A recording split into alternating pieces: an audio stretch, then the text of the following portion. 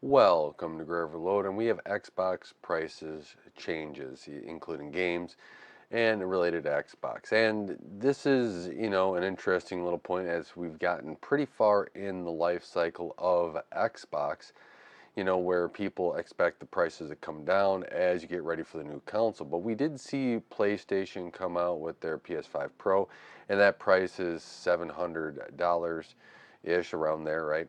And then with the Switch 2 being announced and its price where it's at, that leads to this being Microsoft jumping in and say, "Hey, let's increase our cost as well."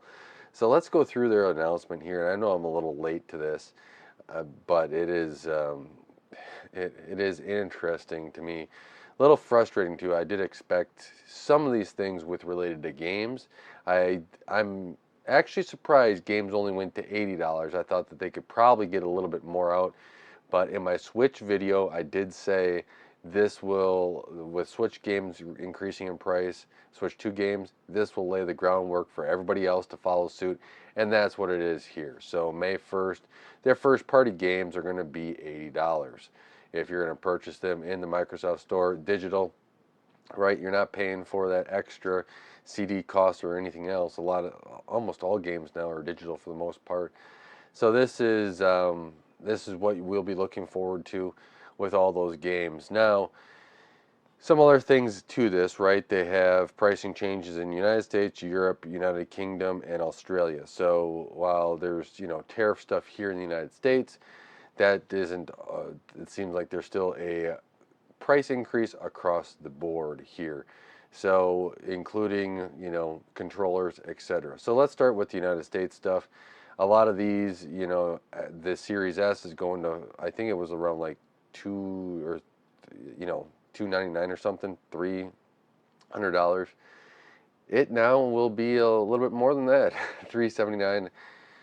Then it's an extra $50 there for the 1 TB. The digital version of the Xbox Series X is 549, 599. So it's $100 price jump on the Series X, and then if you want the 2 TB, you're paying quite a bit more for that, $130 more. The controllers, if you get the core or the colors, right, they're 64 and $69 or 65, 60, $70 respectively. Special controllers, $80, $90 limited editions. That Series 2 is now $200 if you want everything. Core is $150. The headset 64 for the stereo, or 65, and then 120 for the wireless. So prices did go up in the EU. Here are the prices. Pause it if you want to look at the EU's, but those prices have gone up.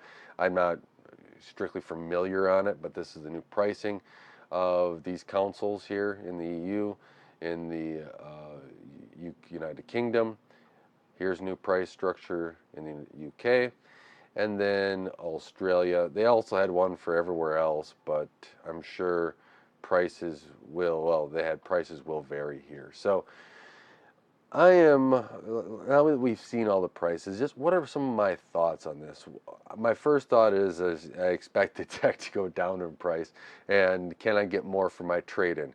That was the first thing that went through my mind. I've been considering trading my Xbox, and I just don't play it as much as I'd like. I like playing on the computer, I like playing on the Xbox. And it's just with these price increases, how much will this, or how close will it get next generation to just an actual PC? I think the PS5 Pro still provides pretty good value overall.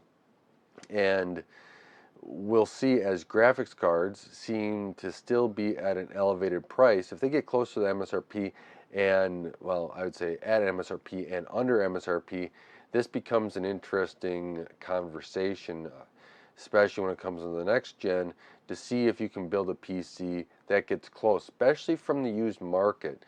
And that's one thing that maybe I was thinking, well, maybe I take the, trade in the Xbox, take some of that cash that was on the trade in, and be able to put that towards building a little PC and seeing how close we can get to a console priced, let's say the high end consoles of a Pro. You have $700 to kind of build a PC. What can you do with some of the deals that are out there? And I think maybe that's an interesting project to do, and it might be harder than just, going out and, buying a console. Now, my other question is what does this lead up to the next generation of consoles for Microsoft? Does this just kind of give you the option, or Microsoft the option to say, this is an OS, right? The Xbox system is an OS, and you get to then put that on any device, or there's going to be certain third-party manufacturers that build these devices, and you can buy from them. That is a interesting option, which I hope that Microsoft were to approach. I actually hope that they would get kind of that Xbox mode in the regular Windows instead of having what we have now, which is making sure you can take more hardware and not be as efficient in gaming as I feel like it should be.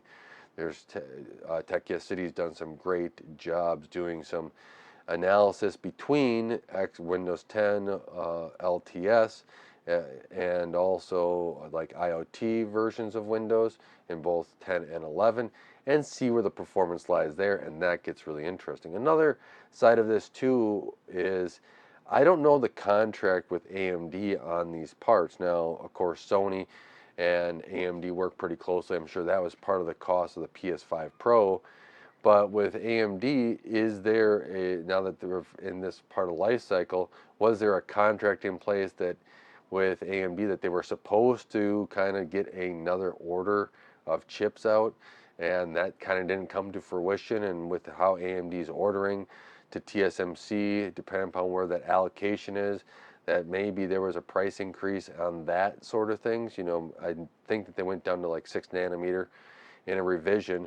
So was there a price increase there someplace? You never know.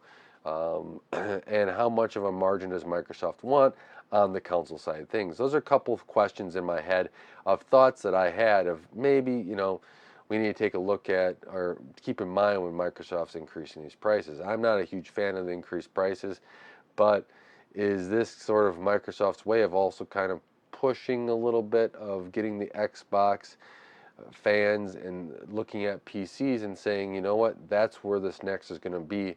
My only question is, though, how is Microsoft going to make sure that the PC is as seamless as just sitting on the couch, pressing a button on, and starting your game?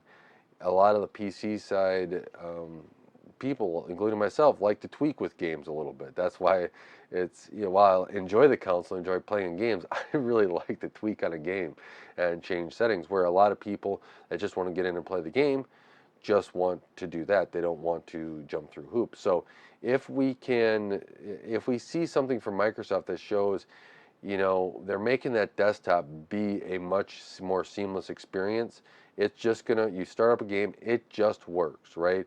Seamless as can be, it's working, everyone's happy. I think then that's when you're going to start seeing of people going through and being like, okay, I think the PC's the next jump, and maybe that's how Microsoft transitions their Xbox fans to Xbox gaming PC fans with all like these software layers that make it as seamless as possible. So those are a couple of my thoughts on this. Let me know what you're thinking of these price adjustments. It is what it is. We have to deal with it. Maybe they'll have a sale coming in, though. They're charging more for games. And yeah, I fully expected this. As soon as Nintendo kind of made that announcement, it was clear to everybody that it's okay to do it. GTA 6, I wouldn't be surprised when that comes out next year, as it was delayed. I wouldn't be surprised if that is a $100 game as well. I think there's been some games that have tested in the $80 range already and above, even without add-ons. And now you're going to see a lot more of that to see what they can kind of do. Basically, they want the money that they can to create these games, and I wonder what the limit is. I really do. I've been thinking about that, where the limit is. I buy a lot of games on sale, so I don't buy that many new games out there. Now, if a Half-Life 3 ever comes out, I'm probably buying that one, because Half-Life is one of my all-time favorite games. And so I'm really excited about if I Half-Life 3. I go back and play Half-Life all the time. But how many other games are like that? I have a friend that plays a lot more games than I play. He buys a lot of games that he is interested in and he knows that he's going to play right off the bat. Other games that he's not, I'd like to get to it, it's a game that has to wait to go on a sale. So that's my thoughts on this. Let me know what your thoughts are in the comments below. I want to thank you so much for watching Grow Every help his channel grow. I really do appreciate it. Don't forget to like, share, subscribe, hit the bell icon, watch another one of my videos. That really does help on the channel. And until next time, God bless.